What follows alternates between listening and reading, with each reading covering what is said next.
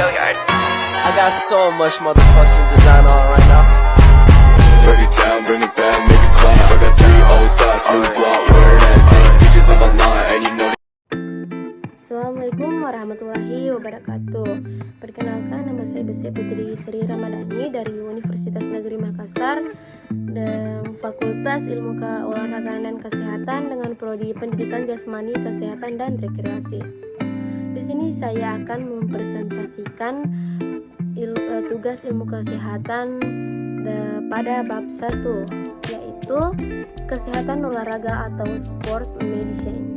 Kesehatan olahraga adalah sekumpulan ilmu-ilmu yang membahas segala permasalahan kesehatan yang berkaitan dengan olahraga, yang artinya ilmu kesehatan olahraga menerapkan ilmu-ilmu kedokteran yang terkait dengan tujuan memelihara kesehatan atlet, serta bersamaan dengan upaya memperbaiki penampilan atlet. Olahraga itu sendiri di samping sebagai tujuan, yaitu mencapai prestasi yang setinggi-tingginya dalam olahraga prestasi. Hakikatnya adalah juga merupakan alat untuk meningkatkan derajat kesehatan, yang berarti meningkatkan mutu kesehatan pada sumber daya manusia. Lingkup kesehatan olahraga dibagi menjadi 2 golongan yang meliputi: yang pertama yaitu aspek jasmania. Dapat dikatakan bahwa hampir semua ilmu kesehatan yang membahas aspek jasmania manusia saling berkaitan satu dengan yang lainnya. Namun hal ini bahkan menguntungkan karena pembaca atau mahasiswa mendapatkan informasi tentang permasalahan kesehatan olahraga dari berbagai sudut pandang ilmu kesehatan olahraga. Ilmu kesehatan olahraga yang membahas aspek jasmania meliputi: yang pertama itu ilmu kesehatan umum yang meliputi masalah ilmu kesehatan statis dan ilmu kesehatan dinamis. Ilmu kesehatan statis yaitu ilmu yang melahirkan kesehatan umum dan pendidikan kesehatan dalam kaitannya dengan olahraga. Dan ilmu kesehatan dinamis yang melahirkan ilmu kesehatan olahraga dan olahraga kesehatan dengan lingkup bahasanya mengenai olahraga preventif, promotif, olahraga pada penderita cacat, olahraga pada anak, olahraga di sekolah, dan olahraga prestasi dengan segala permasalahan yang berhubungan dengan kesehatan. Yang kedua yaitu higien atau kesehatan. Olahraga hal ini dapat meliputi 2 aspek, yaitu atlet yang bersangkutan dengan lingkungannya. Yang pertama meliputi perilaku umum dari atlet bersangkutan selama masa latihan, sebelum dan sesudah masa kompetensi, serta meliputi saat aktif berlatih dan istirahat, apakah menggunakan obat ergogenik, dan serta perilaku seksualnya. Yang ketiga yaitu pertumbuhan dan perkembangan. Masalah ini banyak dibahas dalam olahraga pada anak. Yang ketiga yaitu histologi, membahas masalah anatomi, fisiologi seluler moneluler dalam kaitannya dengan anak. Yang kelima yaitu anatomi. Bahasa dasarnya adalah memperkenalkan struktur dan komponen dasar pada tubuh manusia. Kaitannya anatomi dengan olahraga adalah dalam hal antropometri, kecabangan olahraga, yang membahas masalah profil anatomis dan ukuran-ukuran antropometri atlet yang mana sesuai dengan masing-masing cabang olahraga. Yang keenam yaitu fisiologi atau ilmu faal yang meliputi ilmu faal dasar dan ilmu faal olahraga. Ilmu faal dasar membahas fungsi dan mekanisme kerja berbagai organ tubuh. Bahasan disusun berdasar sistematis kerja sesuai sistematika anatomi.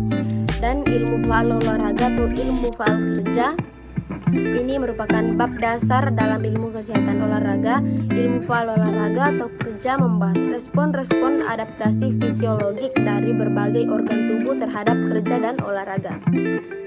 Yang ketujuh yaitu evaluasi kesehatan olahraga terhadap atlet. Tujuannya ialah mengevaluasi potensi dari seorang atlet terhadap olahraga yang ditekuninya. Kedelapan yaitu biomenika, membahas masalah mekanika gerak biologi atau kinesiologi atlet untuk mencapai prestasi maksimal dalam cabang olahraganya. Pemahaman masalah ini sangat diperlukan untuk memperkecil kemungkinan terjadinya cedera-cedera olahraga selama masa latihan. cedera olahraga atau traumatologi olahraga. Sasarannya adalah mengidentifikasi cedera khusus olahraga, cedera olahraga atau cedera lain yang termasuk dalam domain traumologi umum. Akan tetapi atletopia atau cedera khusus olahraga adalah olahraga yang benar-benar bersifat teknopatia, yaitu benar-benar bersebab dari kesalahan gerakan khusus dari cabang olahraga yang dilakukannya.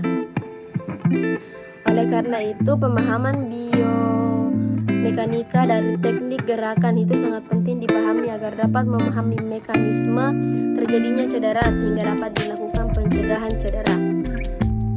Yang ke-10 yaitu MESIC atau sebagai upaya mempercepat pemulihan. Bagaimana metodologi dan teknologi MESIC yang efektif dan efisien. Terdapat berbagai macam metode MESIC, antara lain yaitu MESIC tradisional, automesik, hidromesik, air hangat, dan air dingin.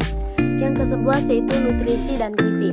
Adakah perbedaan antara olahragawan dan bukan olahragawan dalam nutrisi dan tata gizinya? Bagaimana menata gizi selama masa pelatihan, menjalankan kompetensi selama kompetensi, dan selama masa istirahat pasca musim kompetensi.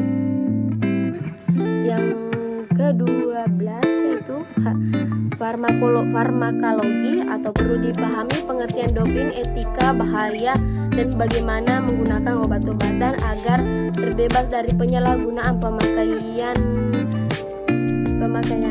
obat secara tidak disadari yang dapat merugikan atlet. Dan yang terakhir, terapi olahraga. Penyembuhan penyakit melalui aktivitas fisik atau olahraga telah sejak lama dilakukan orang-orang, tetapi perkembangannya olahraga secara cepat terjadi dalam olahraga abad 20. Hal ini sangat mempengaruhi dan mentransformasi secara luas macam-macam olahraga yang dipergunakan. Perbedaan mendasar antara senam kesehatan dengan terapi olahraga atau sport terapi terletak pada adanya spirit atau kompetensi yang diperkenalkan terhadap peserta yang akan menjadi rangsangannya yang lebih memacu dan meningkatkannya. Selanjutnya kedua yaitu aspek rohania dan sosial. Bahasan mengenai aspek rohania dan sosial dalam lingkup olahraga telah berkembang menjadi ilmu tersendiri yang meliputi psikologi, pedagogi olahraga, dan sosiologi olahraga. Yang ketiga yaitu aspek lingkungan. Dalam aspek lingkungan terdapat dua lingkungan. Yang pertama yaitu lingkungan alam yang meliputi masalah suhu lingkungan, kelembaban, dan ketinggian yang termasuk dalam pokok bahasa adaptasi akliminasi terhadap kondisi lingkungan. Yang kedua yaitu faktor peralatan olahraga atau kerja. Hal ini tumbuh menjadi ilmu tersendiri yaitu ergonomi yang membahas masalah penyesuaian manusia terhadap macam olahraga atau kerja yang dilakukan, penyesuaian manusia terhadap alat olahraga kerja. Mungkin cukup sekian yang dapat saya presentasikan. Lebih dan kurangnya mohon dimaafkan. Assalamualaikum warahmatullahi wabarakatuh.